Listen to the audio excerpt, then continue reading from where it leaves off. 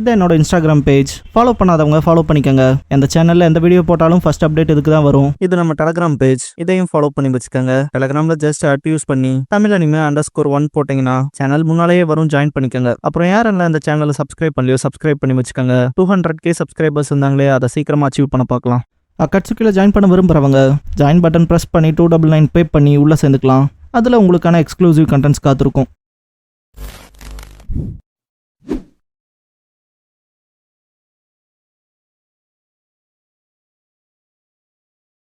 Hello guys, நீங்கள் பார்க்குறது Tamil anime and நான் தான் உங்கள் சென்பாய்.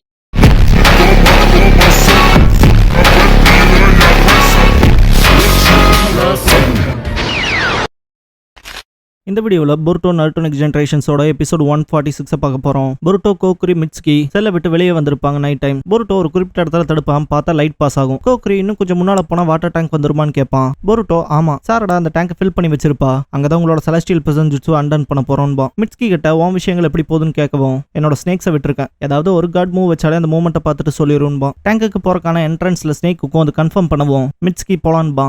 பொருட்டோ சரின்பா, எல்லாரும் கிளம்புவாங்க. கோக்குரி ஒரு இடத்துல ஸ்லிப் ஆவான். பொருட்டோ பிடிச்சிட்டு ஒரிஜினலா ஷினோபிக்கு தானே ட்ரைனிங் பண்ணின்பா. கோக்குரி சொல்றதுக்கு கஷ்டமா இருந்தாலும் நிஞ்சா ட்ரைனிங் ஒத்து போகாம தானே அக்கௌண்டன்ட்டா வந்தன்பா. இதுக்கப்புறம் டேங்கோட என்ட்ரன்ஸை பார்த்துருப்பாங்க. மிட்சுகி அவனோட ஸ்ட்ரெச்சிங் ஹேண்ட்ஸை யூஸ் பண்ணி தான் மற்ற 2 பேத்தையுமே உள்ள கூட்டிட்டு போவான். உள்ள போறப்ப திரும்ப ஸ்லிப் ஆவான் கோக்குரி. பொருட்டோ கையை பிடிச்சி காப்பாத்திட்டு கவனமா இருப்பான். கோக்குரி சாரடா எந்த சிக்னலும் பண்ணல இல்ல, அதனால போலாமா இல்ல நான் தான் ரொம்ப கவலைப்பட்டுக்கிறேனான்னு கேட்பான். பொருட்டோ சாரடா அவ வேலையை அவ கரெக்டா பண்ணிருப்பா, அவளை நம்பலான்பா.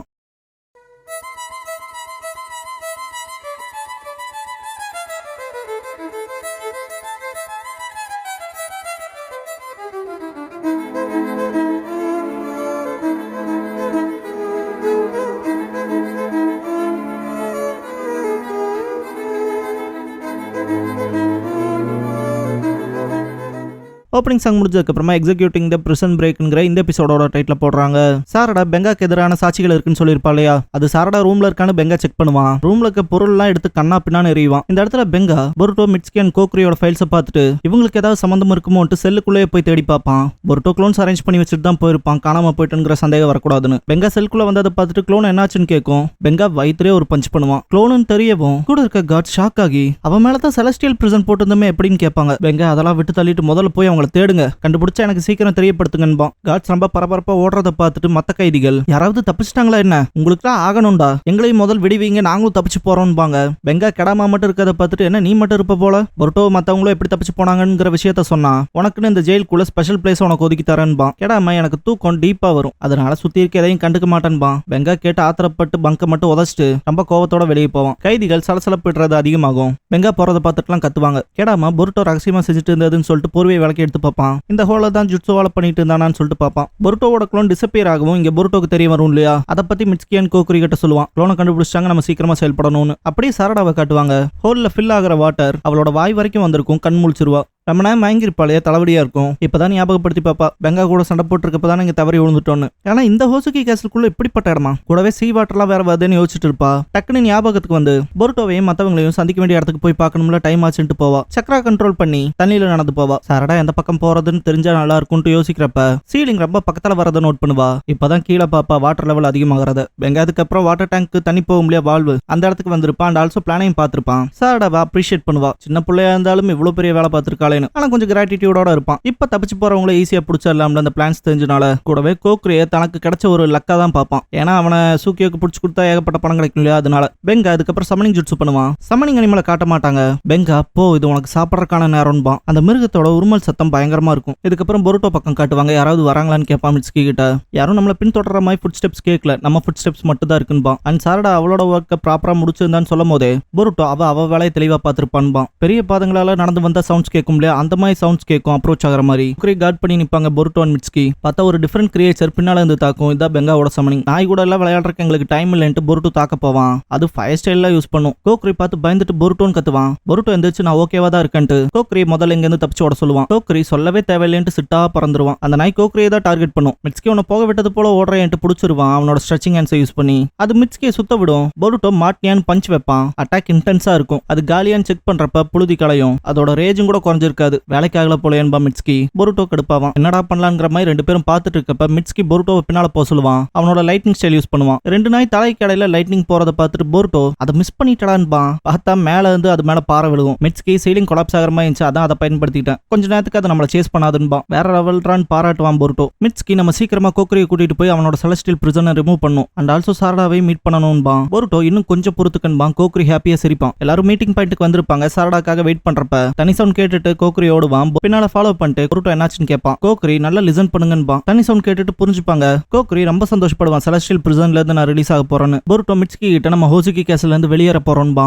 போய் டேங்க்ல பார்த்தா தண்ணி ஃபுல்லா ட்ரைன் ஆயிருக்கும். இவங்க பாக்குறப்பவே காவாசி கூட தண்ணி இருந்திருக்காது. லாஸ்ட்ல போற கொஞ்சோண்டு கையில் அல்ற அளவுக்கான தண்ணியை மட்டும்தான் கோக்ரியே போய் எடுத்து பார்ப்பான். ரொம்ப வருத்தப்படுவான். பொருட்டோவே குழம்பிடுவாங்க. என்ன நடக்குதுன்னு கேட்பான். பெங்காதான் இங்க இருக்க தண்ணியை மொத்தமா ட்ரைன் ஆக வச்சிருப்பான். அந்த குப்பையை திரும்ப எடுத்துக்க வரேன்ட்டு சிரிப்பான். பொருட்டோ கோக்ரியை சமாதானப்படுத்துவான். நம்ம இப்ப முன்னேறலாம், இல்லைன்னா நம்மளை கண்டுபிடிச்சிருவாங்கன்பா. கோக்ரி ஆனா என் மேலதான் செலஸ்டியல் பிரிசன் இருக்கு, இதோட இப்படி வெளியே போறதுன்னு கேட்பான். பொருட்டோ இப்போதைக்கு எங்களை நம்புன்பான். மிட்ஸ்கி அந்த டார்க் கிரியேச்சரை கட்டுப்படுத்திருப்பான் இல்லையா, அது ரிலீஸ் ஆகி வர சவுண்ட் கேட்கும். அது கூட ஃபைட் பண்ணாம எப்படி தப்பிச்சு போறதுங்கிறத பார்க்கலாங்கிற முடிவுக்கு வருவாங்க. இதுக்கப்புறம் சாரடாவை காட்டுவாங்க. ரொம்ப ட்ரவுன் ஆக ஆரம்பிப்பா. சீலிங்க குத்தி உடச்சினாவது தப்பிக்கலான்னு பாப்பா. ஆனா அதுக்கும் வழி இருக்காது. வேணும்னா டைவ் பண்ணி என்ட்ரன்ஸ் இருக்குதான்னு பார்க்கலான்னு யோசிச்சுட்டு இருக்கப்ப திடீர்னு ஏதோ ஒரு கை வந்து அவளை உள்ள இழுத்துட்டு போகும். ரொம்ப ஷாக்காவா. பார்த்தா கெடாமா தான் காப்பாத்திருப்பான். சாரடா கெடாமா கிட்ட ரெஸ்கியூ பண்ணதுக்கு தேங்க்ஸ் பண்ணுவா. அண்ட் உங்க பேரு மிஸ்டர் கெடாமா தானு கேட்கவும் அதே தான்பா. சாரடா எதுக்கு என்ன காப்பாத்துனீங்கன்னு கேப்பா. கெடாமா ஏதோ தோணுச்சுன்னு வந்தன்பா. சாரடா இந்த இடம் எப்படி உங்களுக்கு தெரியும்னு கேப்பா. கெடாமா நானும் ஒரு தடவை தப்பிச்சு போறதுக்கு பிளான் போட்டவன் தான். எங்களோட எஸ்கேப் பிளான் இந்த ரூட்ல தான் இருந்துச்சு. கூடவே செலஸ்டியல் பிரிசன் எடுக்கிறதுக்கு இங்க தான் வரணும்னு பார்த்தோம். ஏன்னா இந்த காலகட்டத்துல தண்ணியோட லெவல் அதிகமாகும். மொத்தமா தண்ணியால மூழ்கடிக்கப்படும்பா. சாரடா அதனால தான் வாட்டர் லெவல் அதிகமாயிட்டே போச்சான்னு யோசிப்பா. கெடாமா அதெல்லாம் விட்டு தள்ளு, நீங்க தப்பிச்சு போறது எல்லாத்துக்கும் தெரிய வந்துருச்சுன்பா. சாரடா இது மோசமாச்சேன்ட்டு சீக்கிரமா சந்திக்க வேண்டிய இடத்துக்கு போகணும்பா. கெடாமா நல்லா யோசிச்சுக்க, ஏன்னா அங்க போனா உன்னையும் பின்தொடர ஆரம்பிப்பாங்க. அதுக்கப்புறம் முன் வச்ச காலெல்லாம் பின் வைக்க முடியாதுன்பா. சாரடா நான் போகணும்னு சொல்லவும் கெடாமா வழி காட்டுவான். சீக்கிரமா போ, இந்த இடமே மொத்தமா இப்ப மூழ்க போகுதுன்பா. சாரடா தேங்க்ஸ் பண்ணிட்டு அந்த வாட்டர் டேங்க்கு போவா. போய் பார்த்தா அவளும் ஷாக் ஆவா. என்ன டேங்க்ல சுத்தமாவே தண்ணி இல்லையான்ட்டு டேங்க் மேல ஏறி வந்ததுக்கான காலடி தடங்கள் இருக்கிறத பாப்பா. சிச்சுவேஷனை அண்டர்ஸ்டாண்ட் பண்ணிட்டு முன்னேறுவா. இதுக்கப்புறம் பொருட்டோவை காட்டுவாங்க. ஒரு செயிலிங் டேக் இருக்கிறத பாப்பா. சுத்தி வர ஒட்டி இருப்பாங்க.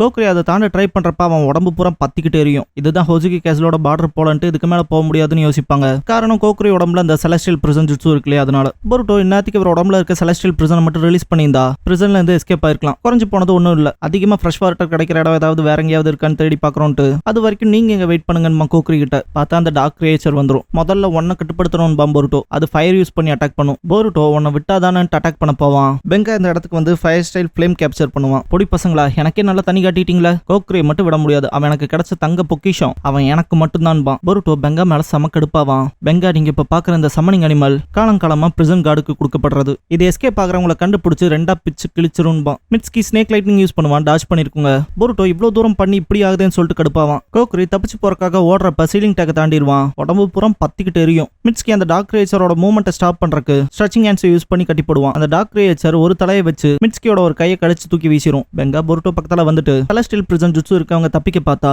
அவங்க உடம்புக்குள்ள இருந்து எரிய ஆரம்பிக்கும். கோக்ரி எப்படி சாக போறான்ங்கறத நீயே பார்த்து தெரிஞ்சுக்கன்பா. கோக்ரி வழியில துடிக்காத பார்த்துட்டு பொருட்டோ இப்படிலாம் பண்ணாதேன்பா. சாரடா வந்திருப்பா, இப்பெல்லாம் நடக்கிறக்கு விட மாட்டேன்பா. பொருட்டோ சாரடான்னு கத்துவான். பெங்கா தப்பிச்சு வந்துட்ட போலயே, இருந்தாலும் ரொம்ப லேட்டா வந்துட்டேன்பா. ரொம்ப கான்பிடென்ட்டா பேசுறேன்பா சாரடா. பெங்கா ஆமா இருக்காதா, எங்கேயும் ஒரு துளி ஃப்ரெஷ் வாட்டரும் கிடையாது. அண்ட் கோக்ரிய செலஸ்டியல் பிரிசன் மொத்தமா எரிக்க போகுதுன்பா. சாரடா டிசப்பாயிண்ட் பண்ண போறதுக்கு மன்னிச்சுக்கன்பா. என்ன சொல்றேன்னு கேட்பான் பெங்கா. சாரடா இது ஸ்பிரிங் டைட் இல்லையா, அதனால எங்கேனாலும் தண்ணி தாண்டா வரும்னுட்டு கிரவுண்ட்ல ப்ரூட் ஸ்ட்ரென்த் யூஸ் பண்ணி பஞ்ச் பண்ணுவா. நிலத்தை பொளந்துகிட்டு தண்ணி வரும். இதுல பெங்கா அடிச்சுட்டு போயிருவான் சமனிங் அனிமலோட. கோக்ரி போக இருப்பான். பொருட்டோ பிடிச்சு காப்பாத்திருப்பான். பொருட்டோ நீ ஓகேவான்னு கேட்கறப்ப கோக்ரி நான் செத்துருப்பனே நினைச்சன்பான். சாரடா வந்ததுக்கு அப்புறம் தானே கேம் சேஞ்ச் ஆயிருக்கும், அதனால பொருட்டோ தேங்க்ஸ் பண்ணுவான். சாரடா இங்க அதிக தண்ணி வரும்னு எனக்கு தெரியும், ஏன்னா நானே மூழ்க பார்த்தேன். சரி சரி வாங்க, டைம் இல்ல, நம்ம சீக்கிரம் போகணும்பா. இதுக்கப்புறம் கெடாமாவை காட்டுவாங்க. சுத்தி அலாம் அடிக்கும். டோரோக்கு கெடாமாவை பார்த்துட்டு என்ன ஃப்ரீயா சுத்துற போலேன்பா. கெடாமா மொட்டை என்கிட்ட காட்ஸ்க்கு லஞ்சம் கொடுத்துட்டு ஃப்ரீயா சுத்துறியான்னு கேட்பான். அண்ட் ஆல்சோ பெங்காக்கும் இவனுக்கு இடையில நடக்கிற டீலிங்ஸை பத்தி எல்லாம் தெரியும் கெடாமாவுக்கு. அதை பத்தி பேசும்போது அவனை போல ஆட்களை எல்லாம் நான் ஃப்ரெண்ட்ஸா வச்சிருப்பான் என்னன்னு சொல்லிட்டு கேட்பான் டோராகு. கெடாமா சக்கரா யூஸ் பண்றதை பார்த்துட்டு உன்னோட செலஸ்டியல் பிரிசன் ரிலீஸ் ஆயிருச்சான்ட்டு ஷாக் ஆவான். அண்ட் ஆல்சோ பெங்கா கிட்ட ஒரு வார்த்தை உன்னை பத்தி சொல்ல மாட்டேங்கிறத சொல்லுவான். மொட்டை என் கெடாமா கிட்ட கடைசியா ஒரு கேள்வி கேட்பான். உனக்கு எந்த பெனிஃபிட்ஸும் இல்லாம எதுக்கு தப்பிச்சு போறவங்களுக்கு உதவி பண்ணின்னு. கெடாமா ஏற்கனவே எனக்கு நிறைய கிடைச்சிருச்சு, இப்போதைக்கு அந்த பசங்க என்னால பண்ண முடியாததை பண்ணி காட்டியிருக்காங்கன்ட்டு போயிருவான். இதுக்கப்புறம் பெங்காவை காட்டுவாங்க. அங்க இருக்க ஒரு கார்டு போன் பண்றதை பார்த்துட்டு என்னடா பண்றீங்கன்னு கேட்பான். கார்டு சில பிரிசனர்ஸ் தப்பிச்சிட்டாங்கன்ட்டு மத்தவங்க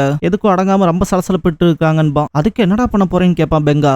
ஹிடன் கிராஸ் கிட்ட இருந்து ரீஇன்ஃபோர்ஸ்மெண்ட் கேட்கறக்காக கால் பண்ண போறேன்பா. அதெல்லாம் தேவையில்லாததுன்பா பெங்கா. ஆனா இந்த சிச்சுவேஷனை சமாளிக்கணும் கார்டு சொல்ல வரப்ப பெங்கா நான் தான் தேவையில்லைன்னு சொல்றலன்னு கத்துவான். டக்குன்னு ஒரு ஃபிளாஷ் அவுட் ஆகும். பார்த்தா கார்டு அடிச்சு பொளந்துட்டு சுக்கியோவை தேடி போவான். கோக்ரியை கொண்டுட்டு என்கிட்ட நீ சத்தியம் பண்ண போல அந்த பணத்தை கொடுத்துருன்னு சொல்லி கேட்பான். போய் பேசுறவனோட வாய்ஸ் மாதிரியே இருக்கேன்பான் சூக்கியோ. கண்டுபிடிச்சிருப்பான் இவன் போய் தான் பேசுறான்னு. பெங்காக்கு என்ன பண்றேன்னே தெரியாது. இந்த இடத்துல சூக்கியோ ஒரு டிமாண்ட் வைப்பான். நீங்க என்ன ரிலீஸ் பண்ணு, நான் போய் செலஸ்டியல் பிரிசன்ல இருந்து ரிலீஸ் ஆயிக்கிறேன். கோக்குரி கதையையும் முடிச்சுட்டு உனக்காக அந்த பொடுசுக கதையையும் முடிக்கிறேன்பான். பெங்கா அதெல்லாம் என்னால பண்ண முடியாதுன்பான். லக்கு திரும்ப வேணும்னா பண்ணிதான் ஆகணும்பான் சூக்கியோ. பெங்காவும் வேற வழியே இல்லாம ரிலீஸ் பண்ணி விட்டுருவான். கூடவே செலஸ்டியல் பிரிசனையும் ரிலீஸ் பண்ணி விட்டுருவான். சூக்கியோ சக்கரை ப்ரொடியூஸ் பண்ணி பார்த்துட்டு முன்னால போவான். இப்பதான் நல்லா இருக்குன்ட்டு. பெங்கா பண்ணி கொடுத்த சத்தியத்தை மட்டும் காப்பாத்திருப்பான். சூக்கியோ டக்குன்னு இதை மறந்துட்டேனேன்ட்டு பெங்காவை அட்டாக் பண்ணி மயக்கமடைய வச்சிருவான். ஓ மூஞ்சியெல்லாம் பார்த்துட்டு போனா விளங்குமான்னு கேட்பான். பொருட்டோவும் மத்தவங்களும் காலையில ஷிப் வந்துச்சுன்னா கிளம்பிடலான்ங்கிற மாதிரி வெயிட் பண்ணுவாங்க. கோக்குரி தான் செம்ம குஷியில இருப்பான். பொருட்டோ ரொம்ப குஷியில எல்லாம் கத்தாத, காட்ஸ் வந்துட போறாங்கன்பான். கோக்குரி ஹோஜுகி கேஸ்ல விட்டு போறோங்கிற சந்தோஷத்துல இருப்பான். அண்ட் பொருட்டோ கிட்ட நான் உங்களுக்கு கடமைப்பட்டிருக்கேன்பா. பொருட்டோ அதெல்லாம் ஒண்ணு இல்லைங்கன்ட்டு ப்ரௌடா ஃபீல் பண்ணிட்டு இருக்கப்ப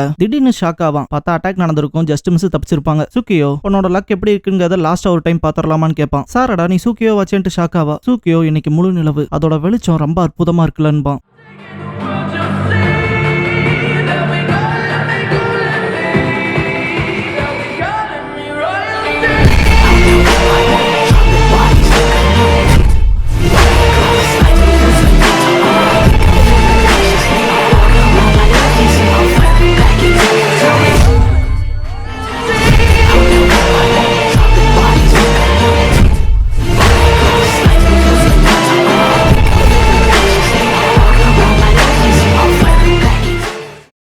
க்ளோசிங் சாங் முடிஞ்சதுக்கு அப்புறமா த ஃபேட்ஃபுல் மூன்லைட் பேட்டில்ங்கிற எபிசோட தான் பொருட்டோ நருட்டோ நெக்ஸ்ட் ஜெனரேஷன்ஸ்ல அடுத்து பார்க்க போறீங்கன்பான் பொருட்டோ. தூங்கி அம்மாங்கொத்த காண்டு படுத்துக்கின்னு போத்தின காண்டு கொத்து விட்டா காவ வாண்ட காலை விட்டா மொட்டை வாண்டு தூங்கியேந்தா மொட்டை